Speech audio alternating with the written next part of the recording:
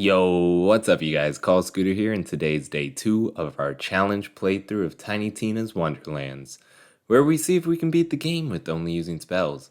Let's do a quick recap of the rules. First off, and this one should be kind of obvious, but we are only allowed to cast spells against enemies. We can hold weapons for annoyance, and we can use melee weapons or guns against non-enemies if it's impossible to progress in the mission without doing so. And lastly, no Nova Shields. Now, let's jump into this. First on the hit list today is Zomboss. Now, I'm not feeling great about the boss fight with how things are going with these peons. I mean, these small crab spiders kill me several freaking times. Honestly, I'd say I should just slow down, but these battles already feel so slow. So, the Mimic kind of gave us some trouble. But that's not why we're talking about it. I just wanted to show this clip of me getting launched into heaven. Has this ever happened to anyone else? I'm honestly curious. Just let me know in the comments section. Excuse me while I slip into something more catastrophic. Alright, time for the first boss fight of the day. Zomboss is definitely an easier boss than Regula.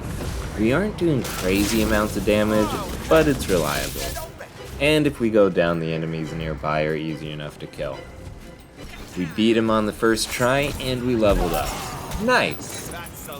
One more level, and then we'll finally be able to do willed spells, which is a huge upgrade I'm looking forward to. After getting the sword, we return it to its rightful place and stand idly by.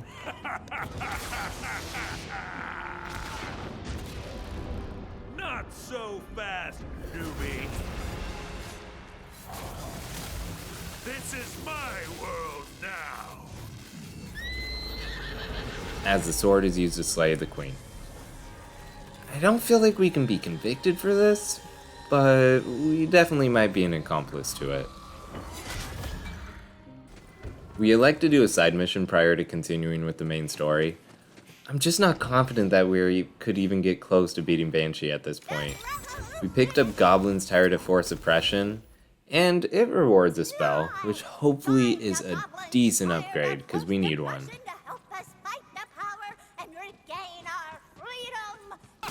Small problem though. In order to get the Mount Craw, you have to do this other side quest first, and go through a dungeon, which did not go great. We died without making it halfway through. So, let's go back to the story and see what happens. Hey, fun fact, a Cheeto Puff is blocking our way, and we have to go through another dungeon to get rid of it. Hopefully this one will be easier. And long story short, it wasn't. Now, these two paths aren't impossible, but honestly I just don't really want to do them again, so I think we're just gonna go fight Zomboss again. He was a pretty easy boss, and it should be enough EXP to get us to level 7, which allows us to start dual-wielding spells.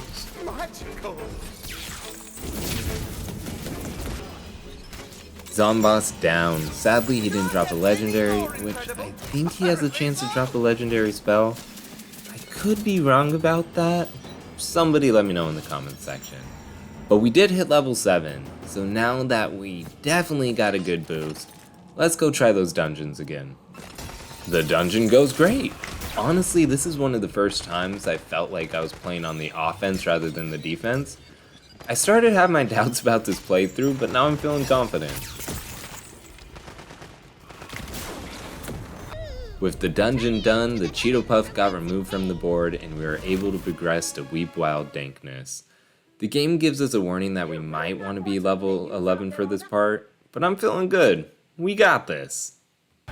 We don't got this. Not even a little bit. These mushrooms might look cute, but they quickly run us out of here. I suppose we'll just have to do a couple side missions and level up. Word weaving done every day. Back to the Goblins Tired of Force Suppression. I don't remember if the spell given at the end of this mission is unique or not, but I'm really hoping it is. Any upgrade is warranted in this playthrough. It feels like my playstyle has changed quite a bit though. I'm running into battles more than running away. The base goblins here can be a little bit of a pain, but we take them down pretty easily. The troll masters though, you guys, they're something else. I swear, my kill death ratio on these guys is definitely probably less than 1.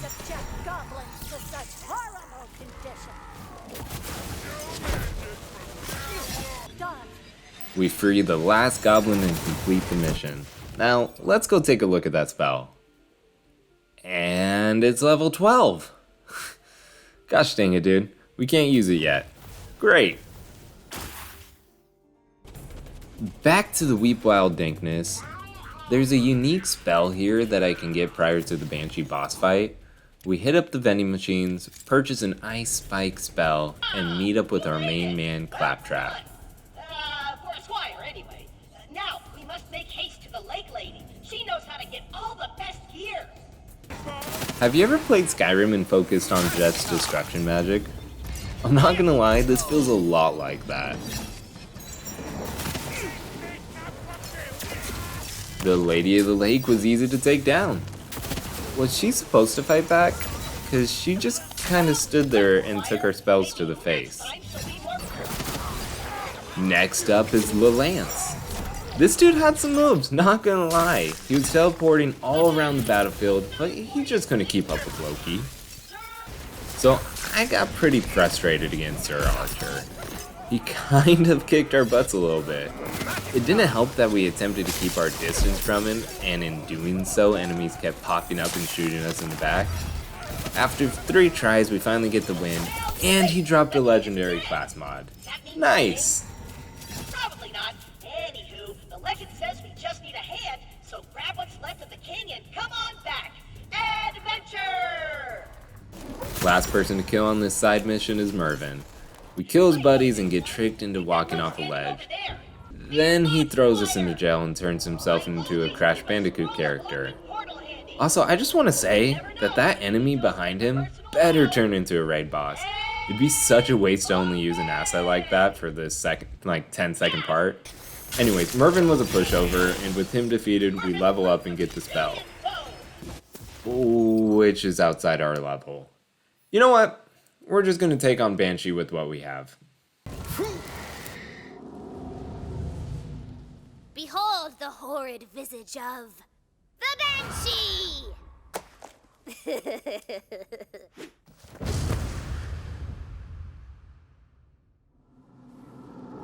The fight's going pretty well.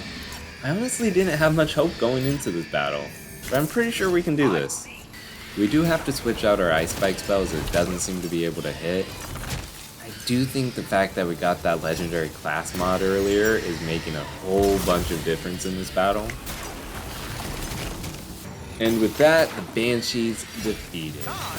Now that win was pretty easy. I don't know, maybe I'm feeling like just a little overconfident here, but I think we should go take on that giant mushroom dude at the obelisk. There are a lot of enemies here, and that does raise the difficulty a tad bit, but honestly, we got this. Like, we're gonna take all these guys down with these, especially with our fire explodey spell. Like, it clears house. Alright, giant mushroom guy goes down. Honestly, today's gone pretty okay. It had a rough start, I'm not gonna lie. Rough start, rough middle. But now that we can dual wield, things are going a lot better. We beat 2 bosses and, I mean, what do you call those obelisk guys? A mini boss? Sure. 2 bosses and a mini boss today. I'm feeling good about this playthrough. I'm super excited to start tomorrow. Please leave a like and subscribe. Stay tuned for day 3, and I'll catch you guys in the next one.